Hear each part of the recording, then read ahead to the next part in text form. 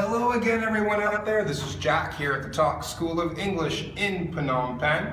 We had our new term just start. Our weekend term started on Saturday, January 5th, and our new weekday term started on Tuesday, January 8th. However, there are still seats available in our classes. Give us a call, set up an appointment for a placement test. You've only missed one or two classes, so come on in and learn English with us. Things we throw away. Well, we all have things that we need to get rid of on a daily basis. If you clean your house, you clean your kitchen, you have to clean up at your job, you got to get rid of things. So there's a few different names we have for the stuff you throw away. First, throw away your trash.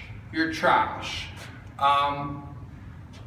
We often have what's known as a trash can.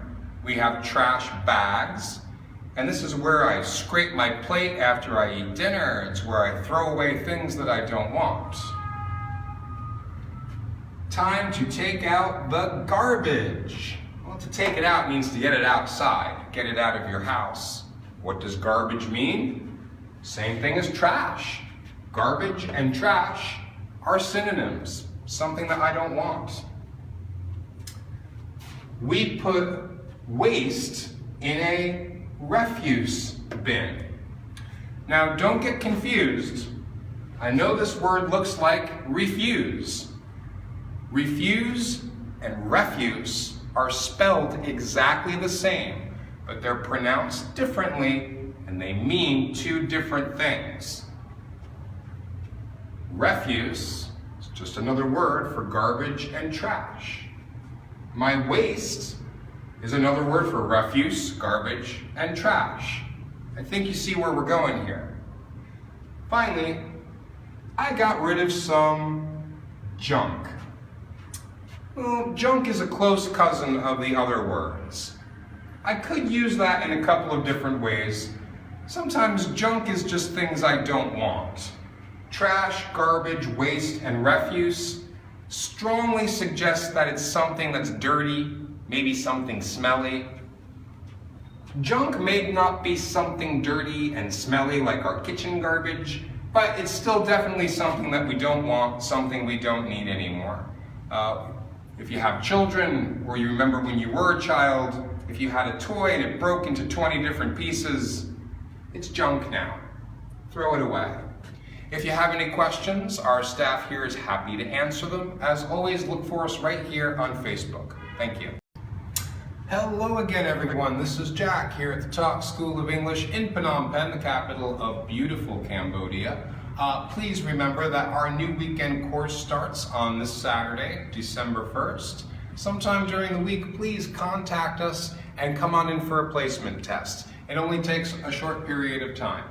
Today we're going to talk about the days of the week. So you're probably familiar already with what English speakers call the 7 days of the week, but you might not be too familiar with why we call it that. So here we go. First two are very easy. Sunday, day of the sun. Obvious, it makes sense. Monday, day of the moon. So those two are very easy.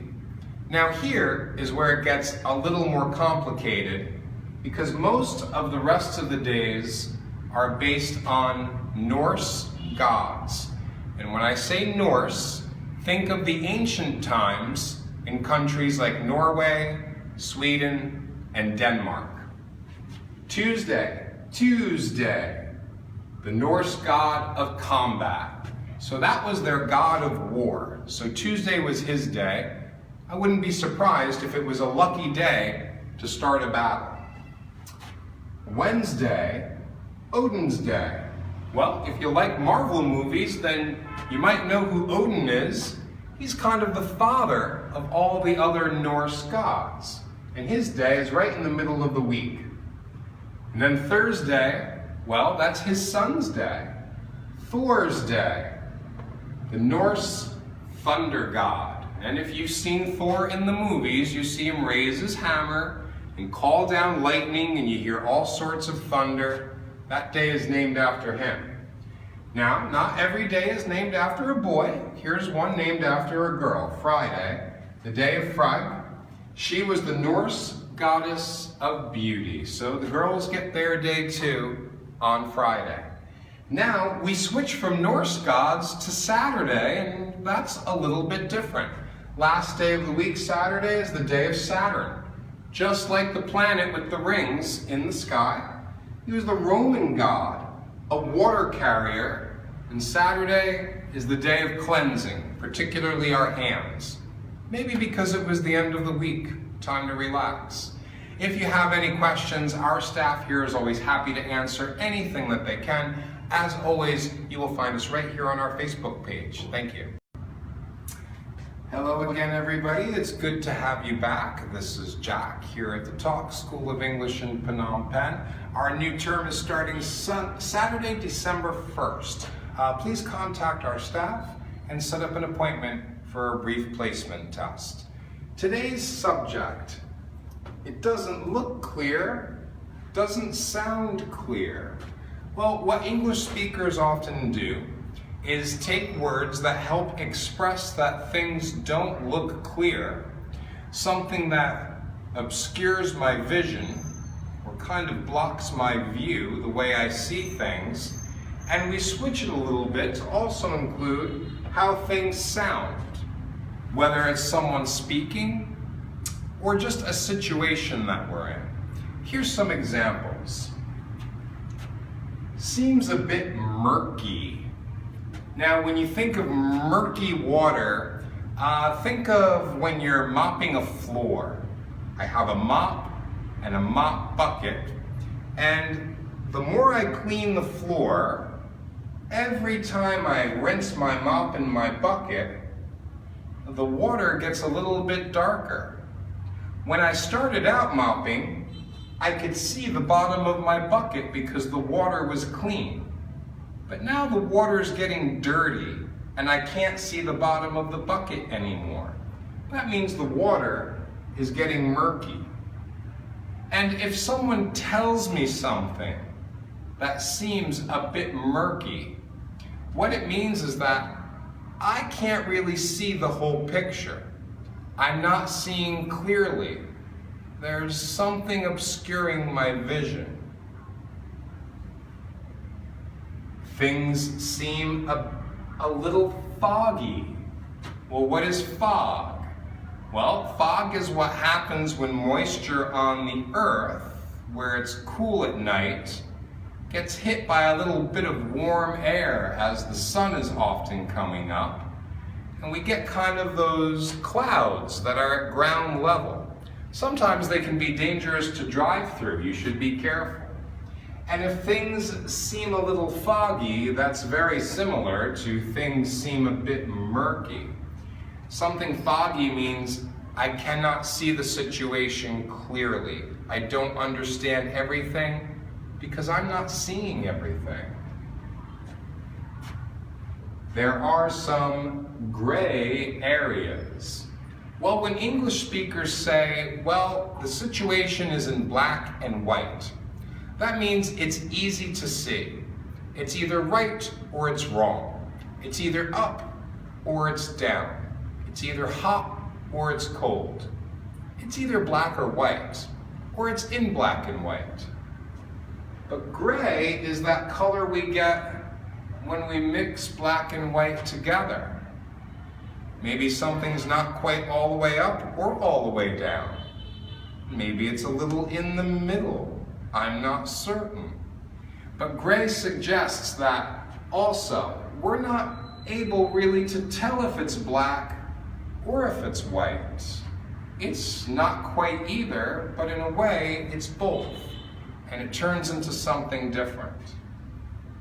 And finally, I'm a little cloudy about what you mean.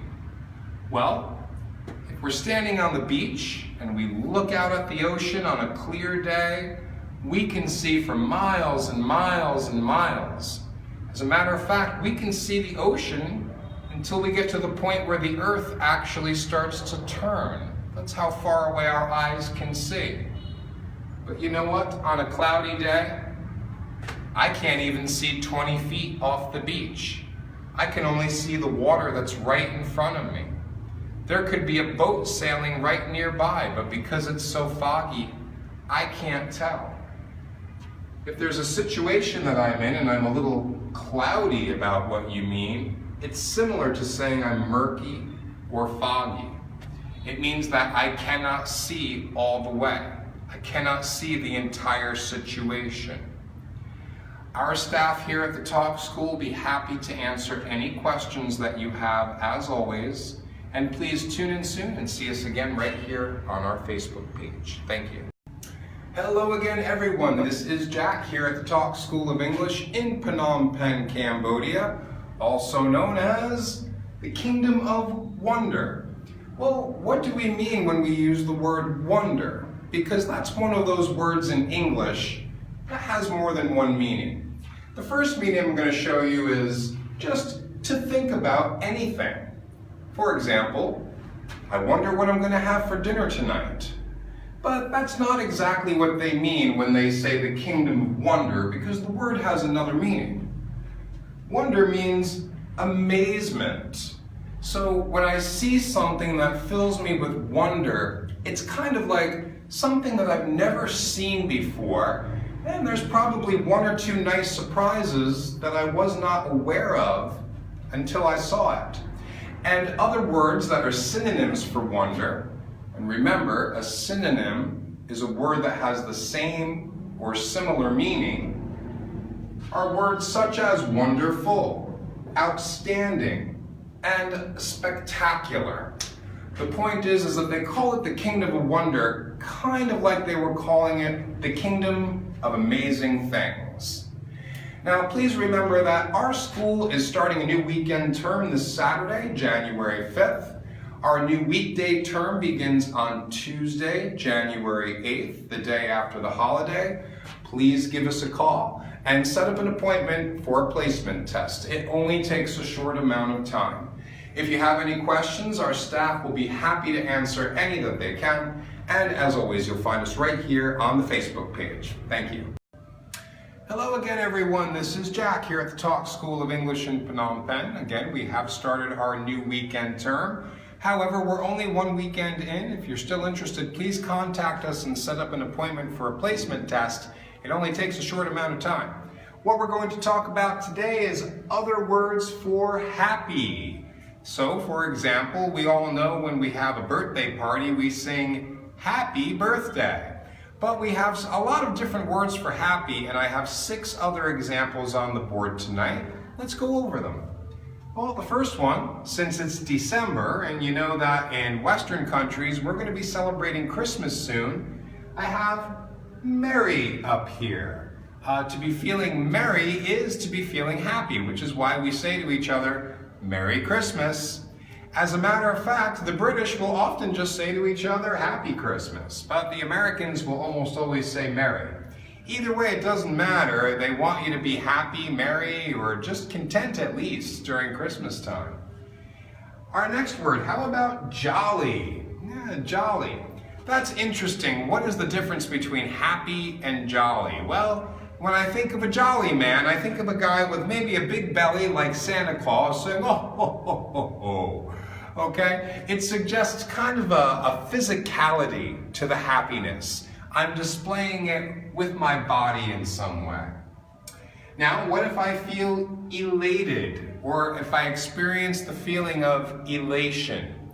Elated is when we're so happy, I will tell you it means we actually feel physically lighter. Now, how much do I weigh? Well, I probably weigh about between 85 and 90 kilos. But you know what? When I feel elated, I feel like I weigh about 20 kilos and I'm even floating in the air. That's how happy I am. Let's go to our next column here, cheered. I feel cheered. If you cheer me up, that means you've made me happy. And it's not a coincidence that when Westerners and now other people in other countries, when they're drinking together, we often raise our glass. And we say cheers. That's wishing each other happiness before we take a drink. That's what we're doing. How about if I am delighted?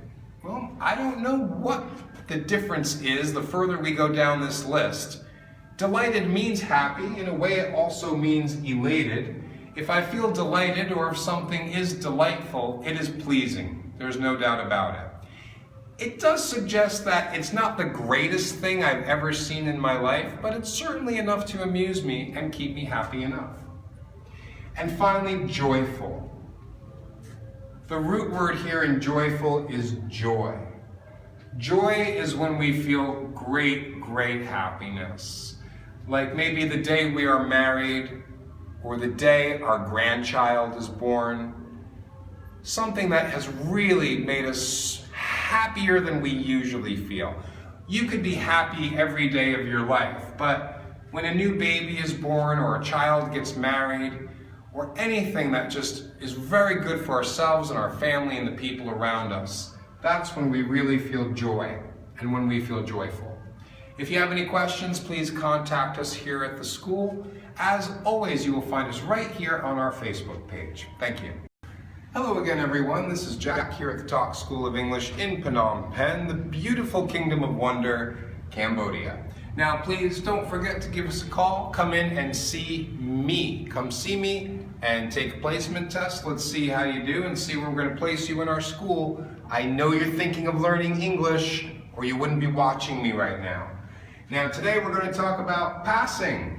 Well, how we use the word pass. You probably know by now that English has words that have many different meanings. This one is definitely no exception. So let's go over some examples of how an English speaker might use the word pass. All right, let's pass this car. So say you and your friend are driving on your motorbike and there's a really slow car in front of you. I don't know, maybe there's a woman about 90 years old driving the car and she's going really slow. So let's go around her. Let's go by her. We're going to pass this car. May I see your pass? Now, in this case, a pass is like a permission slip. Sometimes in school, when I was a boy, if I wanted to leave my classroom, my teacher would write out a pass for me, and she would give it to me. It means if other teachers or staff at the school saw the child in the hallway, I could show them my pass and show them that I have permission to be outside of my classroom. I'll meet you at the pass. Well, think of it this way. You might often see this one in movies where guys are riding around on horses like real American cowboys. However, what this means is more like a junction. Think of a place where two roads meet and intersect each other. I think I'm going to pass on the movie. In this case, this is like saying, I think I'm going to skip this movie. I'm not going to go. Thank you anyway. I'll pass. And of course, this is a common one. Would you please pass me the ketchup, or the salt, or the pepper, or the hot sauce? It just means to hand me something. If you have any questions, please call our friendly staff here at the school. You can also find us on YouTube now at Talk School of English. And as always, you will find us right here on our Facebook page. Thank you. Hello again, web watchers. Thank you for returning. This is Jack at the Talk School of English of Phnom Penh. Please don't forget that our new weekend term starts this Saturday, December 1st. Please don't delay. Call us and schedule an appointment for a placement test. It only takes a small amount of time. Today, as you can see from my title, I have people as animals. Oh, we don't like to think of ourselves as animals, but English speakers will often use animals and animal behavior to describe a person. There's many, many examples. We only have time for 3, but here they are. First, how about somebody who is described as a cool cat?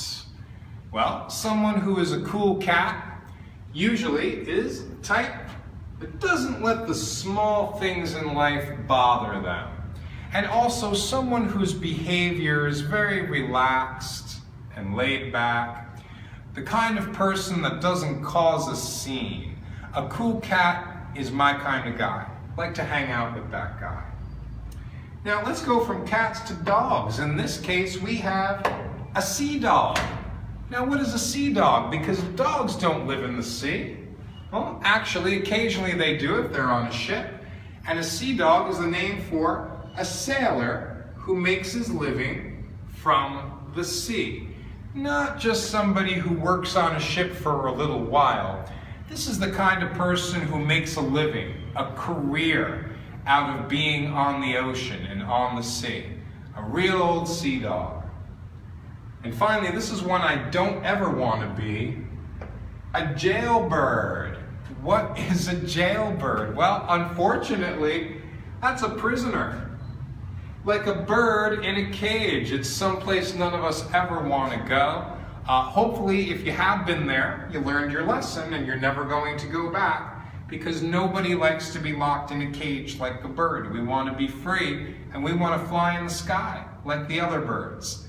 If you have any questions, our friendly staff here at the school is always happy to answer them, and as always, you will find us right here on our Facebook page. Thank you. Hello there again, everybody. This is Jack at the Talk School of English in Phnom Penh, Cambodia. We do have a new weekend term starting on Saturday, December 1st. Please call us and schedule a short placement test. Today, we're going to be seeing the light. Light is one of the many words in English that has more than one meaning. Now, for example, I have my word here, light, light. An antonym. An antonym is a word that means the opposite. For example, the opposite of up is down. Now, the opposite of light is dark. In the daytime we have light. Nighttime, it is dark. However, light also has another meaning. Also, the opposite of light is heavy. For example, a sheet of paper is very light compared to, say, a chair, which is much heavier. Light and heavy. So here's our examples. The sun gives us natural light. When I go outside during the day, I don't need street lights. I can see everything all around me. A lamp gives us artificial light. Think of artificial as something that is made by people, something manufactured. Artificial light does not come from the sun or the moon or other stars. However, the other direction, a single sheet of paper feels light, as I just showed you, not heavy at all. However, there is also another way we can use this word. My workload was light today. It doesn't mean I was carrying something heavy and now I'm carrying something light. Sometimes it simply means that I had a lot of work to do. I had a heavy workload. But now I have a light workload today. There wasn't as much to do today, so I was able to take it easy a little bit more. If you have any questions on light, dark, or anything else, our friendly staff is happy to answer any questions. As always, you'll find us right here on our Facebook page. Thank you. Hello again, everyone. This is Jack here at the Talk School of English in Phnom Penh, Cambodia. Please do not forget that our new weekend term starts on Saturday, March 16th. Our new weekday term is going to start on Monday, March 18th. And also, I'd like to invite you to come and see me at 4 p.m. on Sunday, March 10th, free of charge. Learn the benefits of speaking English. Please join me. What we're going to talk about today is speaking with tools, the way English speakers might utilize the name of a certain tool to get a point across. So here's our examples. You might hear an English speaker say, "You hit the nail on the head." Or they could just say, "You nailed it." What that means is that you did something either perfectly or very close to it. You were given a task or a job to do, and you did it correctly. Fantastic work. You hit the nail on the head. Now, on the other side of things, we might say, oops, I screwed it up. Well, what does that mean? Well, that means I did the opposite of hitting the nail on the head. I made a mistake. I did something wrong. Now I might even have a problem because I'm sorry, but I screwed that up. Now we might also say, we hammered it home, or just we hammered it. To hammer something means that you did it until it was complete, and you did a good job, and you didn't finish until the job was absolutely done. Now, don't forget, we also have a channel on YouTube now, also called the Talk School of English. As always, thank you for joining me right here on Facebook.